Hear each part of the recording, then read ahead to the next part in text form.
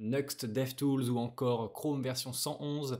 Bienvenue dans les actualités de la semaine du lundi 13 février 2023. J'ai l'honneur de vous présenter le sponsor de la semaine, My Little Team, qui vous permet de trouver un emploi selon le type d'équipe que vous recherchez. On en parle plus en fin de vidéo. Bonjour à tous, c'est Brian de DevTheory, la chaîne pour devenir et rester un bon développeur JavaScript. On va donc parler cette semaine de Nuxt DevTools. Alors c'est un outil, c'est un nouvel outil pour le développement, l'expérience de développeur en fait, et qui va vraiment être très intéressant quand vous allez développer une application avec Nuxt. Pourquoi ça? Parce qu'en fait, il va vraiment vous permettre d'avoir une expérience développeur bien meilleure dans le sens où on va avoir en fait une petite web app qui va être créée et qui va un peu répertorier tous les réglages actuels de votre projet sous Nuxt. Donc déjà, vous allez avoir bien sûr la version de Nuxt. On va également vous dire toutes les pages que vous avez, tous les components que vous avez, les imports, les modules, les plugins. Et tout ça, vous pouvez les retrouver après dans les pages dédiées juste ici. Par exemple, quand vous allez dans la page Pages, vous allez voir toutes vos pages avec les différents paramètres qu'il peut y avoir. Et ensuite, vous allez pouvoir définir ces paramètres-là et aller sur la page en question, bien sûr. Mais là où c'est un petit peu plus intéressant, c'est tous les systèmes de components.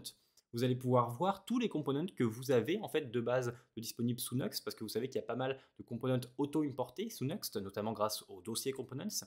Et donc vous avez les building components, les components qui viennent de librairies et ceux que vous avez créés. Et derrière, vous avez même un graphe qui vous permet de savoir comment sont liés vos components entre eux en fait, et bien pour mieux voir un peu comment tout ça se structure, notamment par rapport aux components qui proviennent de librairies.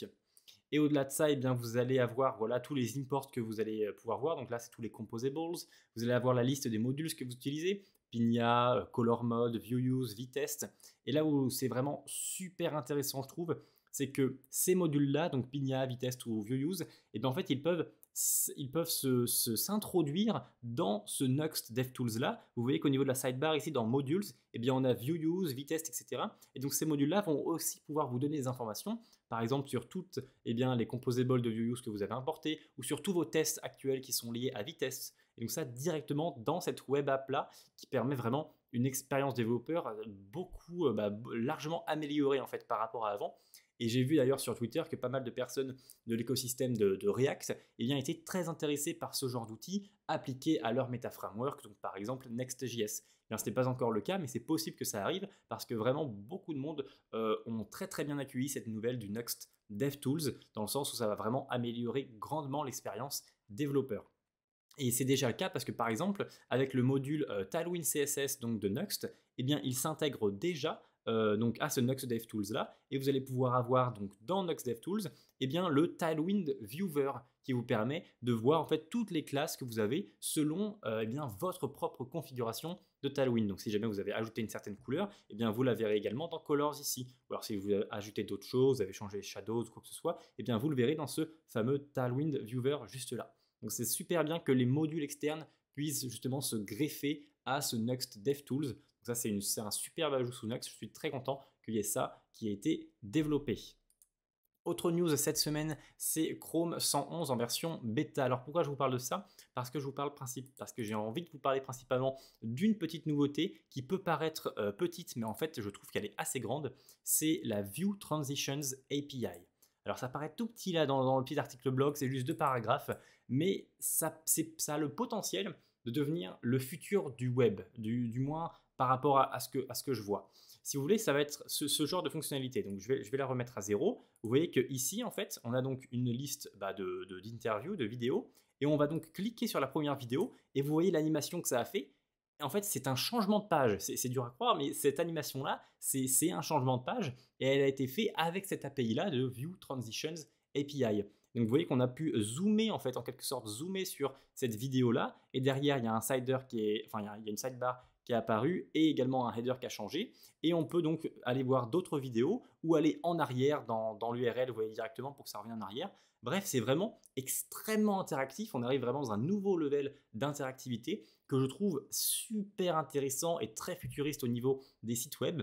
Donc pour l'instant, cette fonctionnalité-là, elle existe via donc du JavaScript, mais également via du CSS. C'est une combinaison de JavaScript et de CSS. Vous voyez, si on descend un petit peu plus, on va avoir en fait des systèmes de view transition et qui peut même se diviser en groupes, View Transition Groups.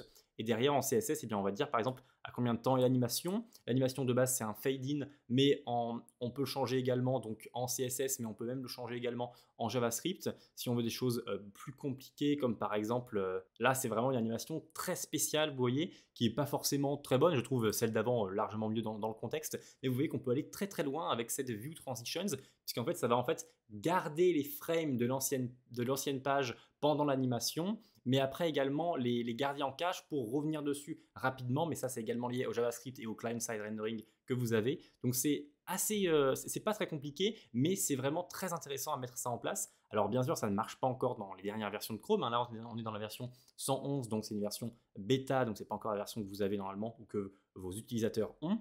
Et il faut savoir qu'ils ont créé, Chrome a créé vraiment un draft de cette API là, et actuellement Mozilla Firefox est en considération pour savoir s'ils veulent également développer ça, et Safari ne s'est pas encore exprimé par rapport à cette API là, mais je trouve vraiment que c'est une superbe API, et j'ai envie de voir voilà, ce que ça va donner dans le futur, si jamais ça va se démocratiser ou pas, parce que vraiment pour moi ça peut être vraiment le futur des transitions de page en fait, surtout qu'on arrive de plus en plus dans du server-side rendering. Donc combiner le server-side rendering ou du statique avec ce genre d'animation, eh bien ça ferait comme si en fait on avait une SPA, donc une Single Page Application, ce qui est très intéressant. Ensuite, au niveau d'un article, l'article de la semaine, c'est celui-ci qui vient du blog de Deno. Et en fait, il va nous parler un petit peu justement du server-side rendering et du fait que c'est, selon eux, le futur du web, mais c'était également le passé. Parce qu'effectivement, le server-side rendering, c'est ce qu'on avait en PHP quand on faisait du PHP ou quand vous faites toujours du PHP à l'heure actuelle. Et donc, après, il y a eu un peu l'essence des SPA avec donc, le client-side rendering. Donc, c'était les frameworks comme React qui créaient le HTML donc, au niveau du navigateur de l'utilisateur. Sauf que maintenant, la plupart du temps, maintenant, on est de plus en plus donc, dans du server-side rendering, c'est-à-dire que c'est le JavaScript côté serveur qui va créer le HTML, et ensuite il va être directement envoyé au navigateur pour qu'on puisse le voir, mais il va falloir quand même que le framework s'exécute pour rendre tout ça interactif. Donc ils expliquent un peu donc, tout ça, et ensuite ils expliquent comment créer du server-side rendering via Deno. Voilà pour l'article de la semaine. Et maintenant, concernant le sponsor de la semaine, My Little Team. Alors, comme je vous disais, My Little Team, en fait, c'est un service, c'est un site web qui va vous permettre de trouver un emploi, quel que soit le type d'emploi, que ce soit du full-time, part-time, freelance, mais c'est vraiment centré sur le type d'équipe que vous voulez. C'est-à-dire que si jamais on va dans les filtres un petit peu en dessous, vous allez voir que vous allez pouvoir avoir le type de mission en fait de l'équipe en question. Si c'est plus quelque chose de technologique ou lié à l'environnement, lié à la culture, quelles sont les valeurs de l'entreprise, la localisation si jamais vous avez envie de ça, ou alors le télétravail par exemple. Donc c'est vraiment centré sur l'équipe en question, et donc vous allez pouvoir choisir votre équipe et après donc le job qu'il propose dans l'équipe. Donc j'ai trouvé ça très intéressant, et cette semaine ce sont les sponsors, et on a même ensemble fait un partenariat pour créer cette page que vous voyez là, donc devtheory.mylittleteam.com. Le lien vous l'avez directement en dessous en description, et cette page là en fait elle va répertorier donc les jobs, le listing selon mes critères à moi. Et les critères, qu'est-ce que j'ai mis simplement dans compétences, j'ai mis JavaScript ou TypeScript ou Node.js, tout ce qui est lié au JavaScript en fait. Et derrière en télétravail, j'ai mis que ça pouvait être un peu n'importe quoi en télétravail, que ce soit donc remote ou non, ou partial, etc.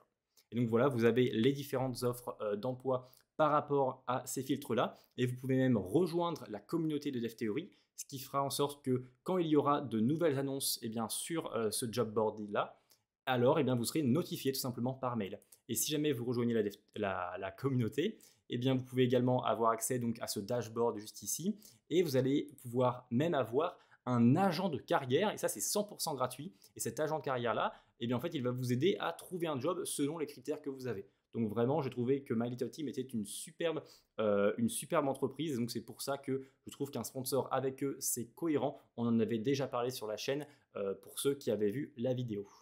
Voilà tout concernant cette semaine. J'espère que vous avez apprécié ces différentes actualités. Je vous mets le lien bien sûr de tout ça juste en dessous en description, également le lien du sponsor My Little Team. On se retrouve la semaine prochaine. Je vous souhaite une très bonne semaine et un très bon codage.